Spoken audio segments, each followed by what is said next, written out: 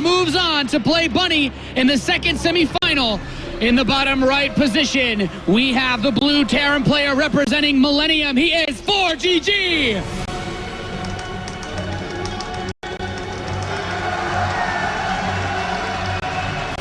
Tying the series up against a Terran who has had a lot of difficulty against him in the last year. Representing CM Storm, he's Polt.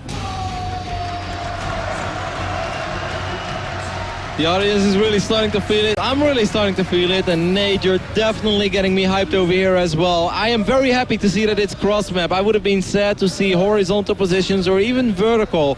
Cross map, I think it slightly favors Polt. We all know Polt. We all know how strong he is super late game. And he's even said once upon a time, if you give him 4 bases, he feels that he's better than anyone. Now, I'm not sure if that's still true. Back then, I would have maybe believed it. I'm not sure if it's true right now. But I do believe if you give Polt 4 bases, you give him 3-3 bio, he is still one of the absolute best out there, and I think he is capable of outplaying ForGG. Yeah, I mean, I certainly agree with you at that point. In the games where Polt has been allowed to do what he really wants to do, that's where he's seen the success. Terran versus Terran these days is all about the openings. It's all about how much damage you can do in the first couple of minutes. It doesn't really matter if you fast expand, if you go for fast tech. It's all about how you react to whatever it is that your opponent throws at you, because you can fall behind very quickly going for a quick expansion. You can fall behind very fast. If you go for that harass, you need to be able to make the most of whatever the situation presents you.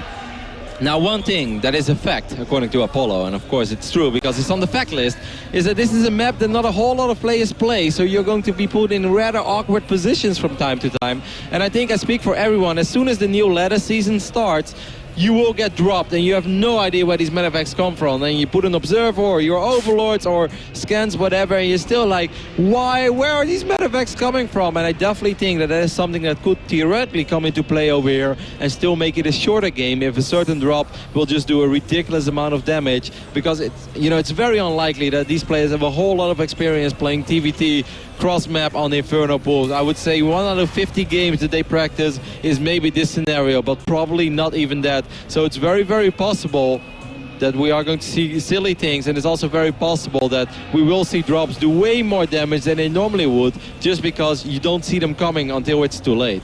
Yeah, I definitely agree with you in that regard. This map not being played competitively a lot makes things pretty awkward, and if you've played it on ladder, then you've seen just about everything, because you have a lot of airspace behind all 4 bases.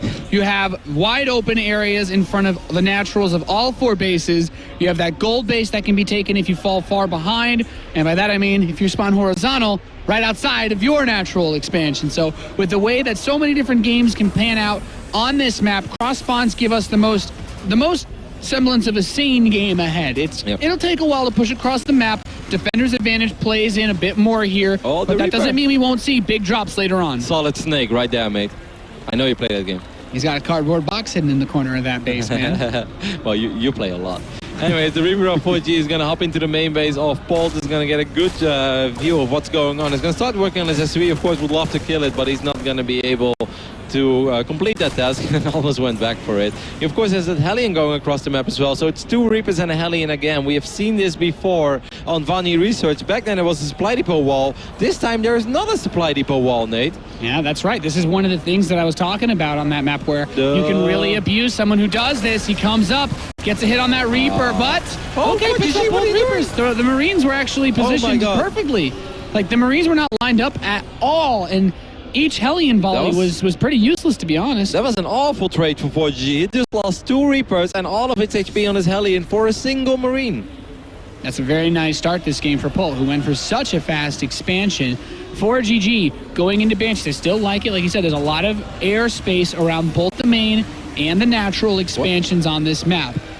It's also a map where we oftentimes, or at least, I can't say oftentimes because this map is so rarely played, but in my games on this map, you get those big doom drops, but then in the awkward base trades that happen time and time again, I've seen one of your awkward base trades. I mean, you could go, you see people end up on the islands, and like, I've had games where I'm like, oh my god, this game's so crazy, I don't know where his last buildings are, and then I go to the island, he's got like 8 turrets, and he's like building a Banshee. I'm like, no! I've actually seen you play one of those games, and I was giggling like a schoolgirl because you were getting so mad and you thought you were winning, and then the guy had like 7 turrets and 3 racks pumping out Marauders. That was so funny. I'm sorry, Nate. Only on Infernal Pools. ForGG throws down the command center on the low ground while he's going to try to make something happen in the natural ForGG. But there is a turret, of course. Polt has not underreacted against Cloak Banshees in any of the games he has played so far. Does a lot of damage. A single scan is probably enough right now. A well-placed scan.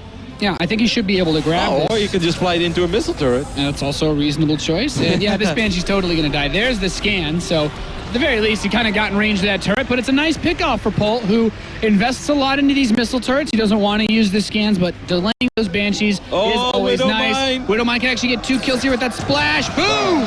This is a great game so far for Polt. Nothing has gone ForGG's way. You know, the momentum has totally shifted. If ForGG was enjoying the last... sees the next Banshee too?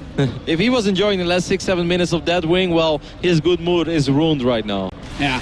ForGG has made a much faster follow-up into his factory play. He does have the second one finishing up now, but Polt starting to build tanks. This next Banshee, though, just being as annoying as possible. ForGG knows that Polt does not want to drop scans all day. No, but Polt is still ahead 9 workers, so even if he would drop a scan or 2, it's really not going to be the end of the world. That Banshee will eventually run out of energy. As long as it doesn't kill SCVs, Polt is okay. Is the Widowmine over here as well? It's just Marines. I think it's just the Marines this time around, so the Hellions come over to defend against this. That Viking's actually not anywhere close enough to defend. Still not a good trade there for Polt. Look at the worker count, Nate. He's 13 workers ahead. 13! Yeah, ForGG has been slowed down significantly. He's looking for a big play off the back of his Hellions. Blue Flame is coming closer and closer. I imagine we're going to see him do something very similar to Vonnie Research Station. I would not be surprised to see him boot up a medevac now that his Vikings are finishing up. I'm still surprised that he's actually going straight for more Vikings. He must be concerned about a drop, but without a medevac, there's no way he's going to get into Polt's base to bring this game to equilibrium.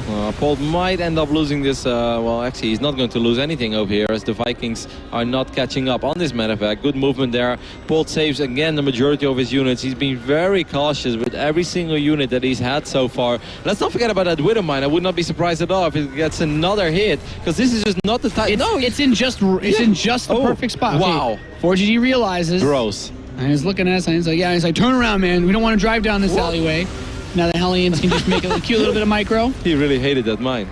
It's those are those things that really snowball hard, man. I've seen world-class Zerg players ignore mines and drop series to Swedish Terrans in very important games, man. Those mines can really bite you in the ass if you ignore them too long. Didn't happen to be on Star Station, did it, Ned? I don't know what that map is, Roddy. +1 attacks finishing up for Polt as he's getting out a good amount of Vikings himself. Both players with so many different angles you could drop their bases from. Yeah, I know. That's really have to be careful. I mean, there is world's fattest observer on the right top side of ForGG's base, which is that flying Rex. But you know, that alone only covers a certain area. Like, it's very nice. It's a good observer. I think it's just got large, sharp edges, Roddy. Real observers have curves. That's right. Well, we can see here a couple extra factories are going up. These players blazing away on their keyboards. I really like that ForGG has kept a couple of Banshees mixed in. It's a very popular mistake of bio players against mech to go pure Marauder. And Polt is someone who loves his Marauders, especially against Protoss. But if all of his Marines get cleaned up by the Blue Flame Hellions and he builds too many Marauders, then those Banshees, if he wins the air fight, are able to pick off any straggling units left behind. I mean, Polt has to be very happy with how this game has gone so far. He's up in army supply. He's going to have a more mobile army soon as well. We were playing cross-map Inferno pools. That might actually be the longest rush distance from base to base in our current map pool.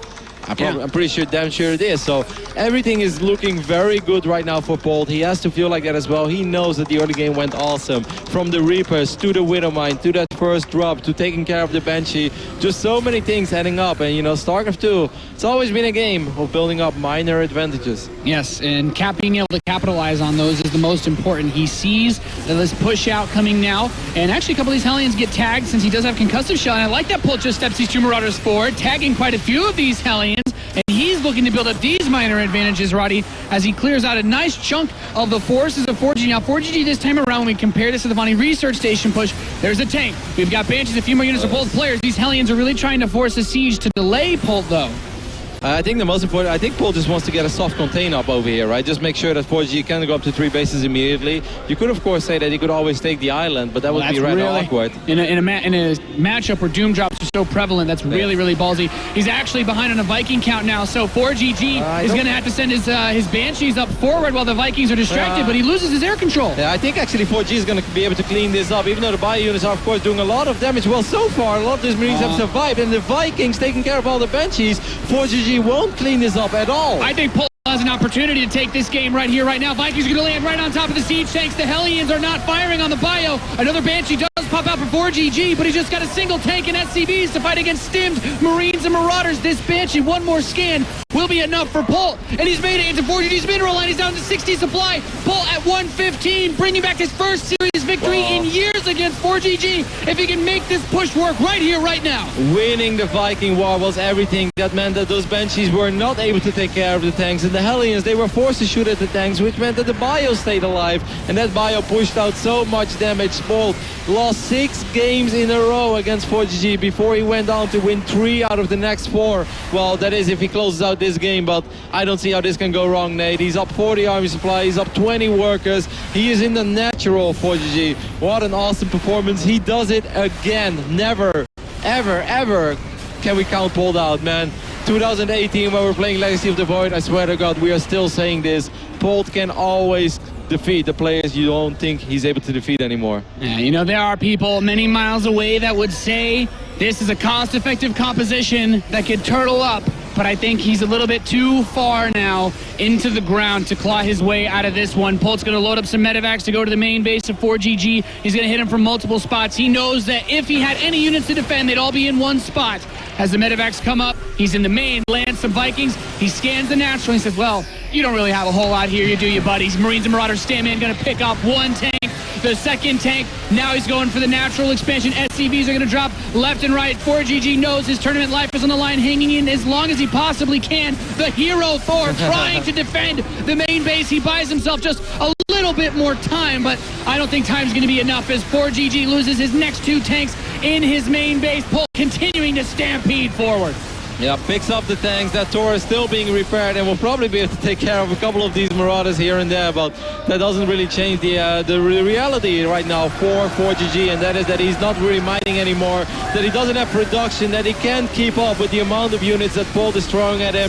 Stimming up the ramp, all he does is stim right now, and it feels so good. That's right, the hero Thor dies, and with that, ForGG's run in the World Championship Series Season 1, Polt will advance on to the semifinals to play against Liquid Bunny. Awesome performance by Polt. Once again, don't think many people expected him to take this series, and he had to work really hard for it. But in the end, it's just this